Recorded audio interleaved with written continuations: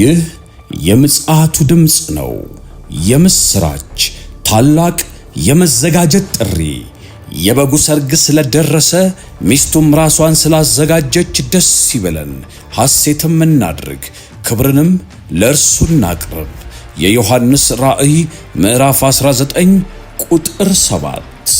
ሰላም ጤና ይስጥልኝ ቅዱሳን በያላችሁበት የምድር ዳርቻ እንዴት ሰነበታችሁ? ወንድማችሁ አገልጋይ ያሬድ ነኝ። የምጽአቱ ድምጽ ነው። በወቅታዊ መረጃ ላይ መጥቻለሁ። ዛሬ የምሰጣችሁ ወቅታዊ መረጃ 2 ዓመት ሙሉ ደም ሲያፋስ የነበረው እስራኤልና የሐማስ ጦርነት ወደ መቋጫው የደረሰ ይመስላል። እንግዲህ ምናልባት በእስራኤል ቴል አቪቭ ከተማ እንዲሁም ደግሞ በጋዛ በጣም ከፍተኛ የሆነ ፌሽታ እየተደረገ ነው ያለው።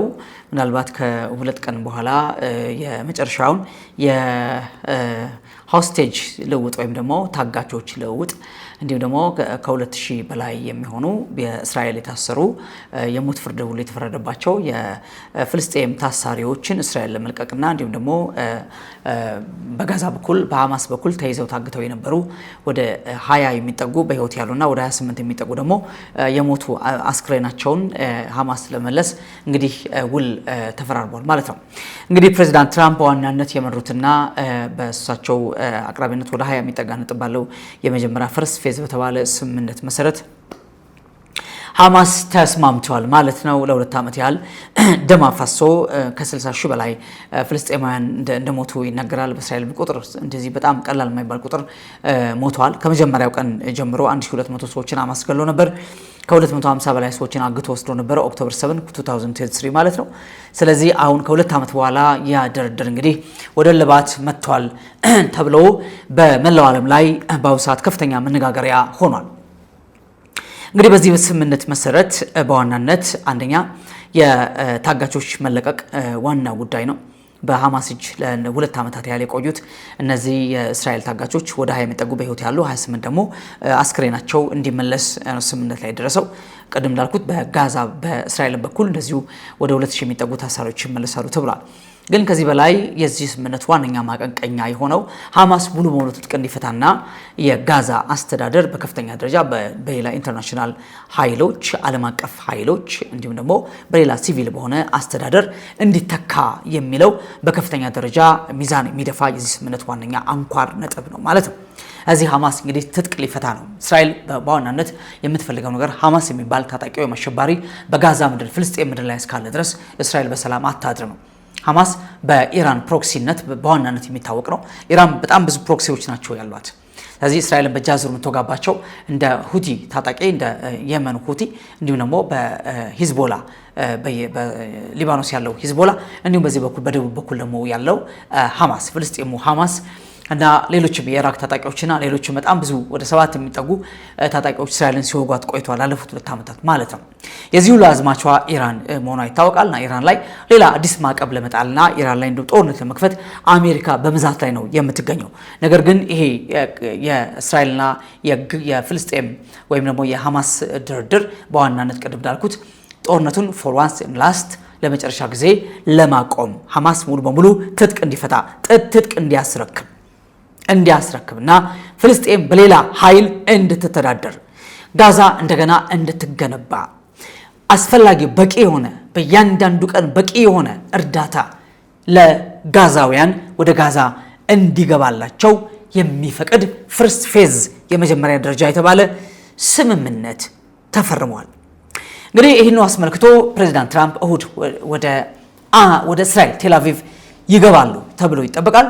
ስለዚህ ፕሬዚዳንት ትራምፕ ወደ ኢየሩሳሌም ቴል አቪቭ ከመጡ በኋላ ሰኞ ዕለት ነው ይሄ የሆስቴጅ ልውውጥና የእስረኞች ልውውጥ ይደረጋል የተባለው ሰኞ ዕለት ነው። እሁድ ዕለት ግን በሚኖረው ስብሰባ በእስራኤል ኬኔሴት ላይ ፕሬዚዳንት ትራምፕ ንግግር ያደርጋሉ ተብሎ ይጠበቃል ማለት ነው።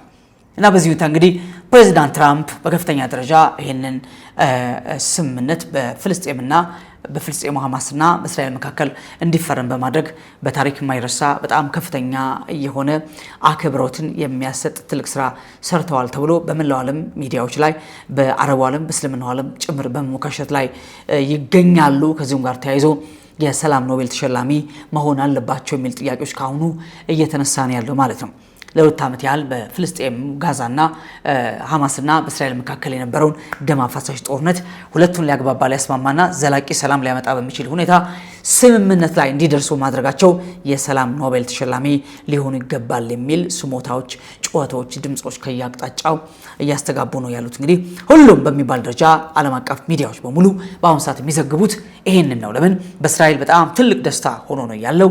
እንዲሁም በጋዛ በጣም ትልቅ ጋዛውያን መቼስ ወደ 2000 የሚጠጉ እስረኞች ይመለሳሉ። ያንዳንዱ ሰው ቤተሰቡን ያገኛል። ከዛ በላይ ግን ጋዛ ከተኩስ ማረፏ እንዲሁም የእስራኤል ጦር በተወሰነ በእያንዳንዱ ፌዝ እየለቀቀ የሚወጣው ከ60% በላይ የጋዛን አጠቃላይ ይዞታ ተቆጣጥሮ ነው ያለውና በተወሰነ ደረጃ ጋዛን እየለቀቀ እንዲወጣ አሁን በዝግጅት ላይ ነው ያለው ማለት ነው። በዚህ ሁኔታ እንግዲህ የፍልስጤም ጋዛና የፍልስጤሙ ሐማስና የእስራኤል ጦርነት ወደ ማብቂያው እየደረሰ ያለ ይመስላል። ነገር ግን በጎግ ማጎግ ሰልፍ ላይ ሁልጊዜ ደጋግሜ እንደምነግራችሁ ሐማስ ወይም ፍልስጤም ምክንያቶች ናቸው እንጂ በዋናነት ተዋናዮች አይደሉም። ዋናዋ ተዋናይ ባለፈው አሜሪካን ጨምራ በከፍተኛ ደረጃ የኒውክሌር ማብለያ ተደበደበባት ኢራን ናት። ነገር ግን ኢራን የኒውክሌር ማብለያ ደብደብ እንጂ ኢራን ያመረተቻቸው የኒውክሌር አረሮች እንዳሸሸቻቸው ይታወቃልና አሁንም በኢራን ላይ ሌላ ጦርነት ለመክፈት እንዲሁም ደግሞ ሌላ ማዕቀቦችን ለመጣል የኢራን የነዳጅ አቅርቦት በዓለም ላይ ተቀባይነት እንዳይኖረው የኢራን ኢኮኖሚ እንዲሽመደመድና አሁንም ኢራን አሸባሪዎችን ማስታጠቅ እንድታቆም ስፔሻሊ ኒውክሌር ምርቷ እንድታቆም ከፍተኛ ጫና በአሜሪካ እየተደረገባት ነው ያለው ያለ ማድረግ በዚህ ላይ ያሉት ማለት ነውና ዋንኛዋ ተዋናይ እስራኤልን ከምድረገጽ አጠፋታለሁ ከካርታ ላይ ፍቃታለሁ የምትለው ኢራን ናት እንጂ ሐማስ አይደለም። እዚህ በሂዝቦላና በእስራኤል በሐማስና በእስራኤል መካከል ያለው ጦርነት ቀዘቀዘ ወይም በረደ ጋባለ ማለት ያ ነገር በየትኛውም ሰዓት ማይፈነዳ ነው ማለት አይደለም። ዘመን የሚያመጣው ነገር ማንም ሊቀለብሰው አይችልም። ዘመን ብቻ ነው የሚመልሰው ማለት ነውና ነገሩ በዚህ ሁኔታ ላይ ነው ያለው። እንግዲህ ወቅታዊ መረጃ ሳልዘግብላችሁ ትንሽ ቆይቼ ነበር። አሁን ግን በጣም እርጀንት የሆነ ይሄ ጉዳይ በዓለም ላይ በከፍተኛ ደረጃ አነጋጋሪ ሆኗል። አብዛኞቹ የአረብ ሀገራት በጣም ደስተኛ ናቸው። እንግዲህ ዶናልድ ትራምፕ እንደምናውቀው አብርሃም አኮርድ በሚል የአብርሃም ቃል ኪዳን በሚል በእስራኤልና በአረቡ ሀገራት መካከል በመጀመሪያ የምርጫ ዘመናቸውም ጭምር የሰላም ስምምነት ሲያፈራረሙ እንደነበረ ይታወቃል።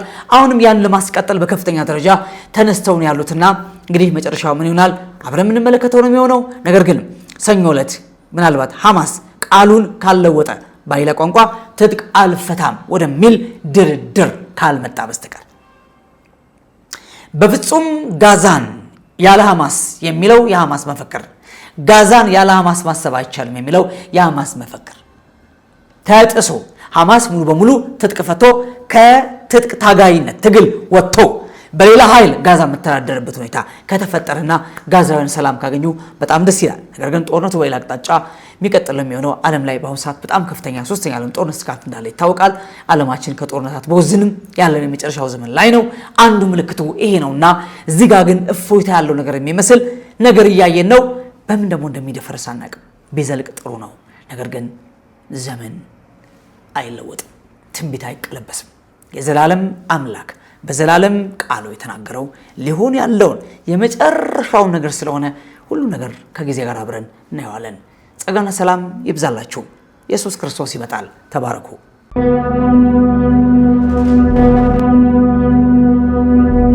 ይህ የምጽአቱ ድምጽ ነው።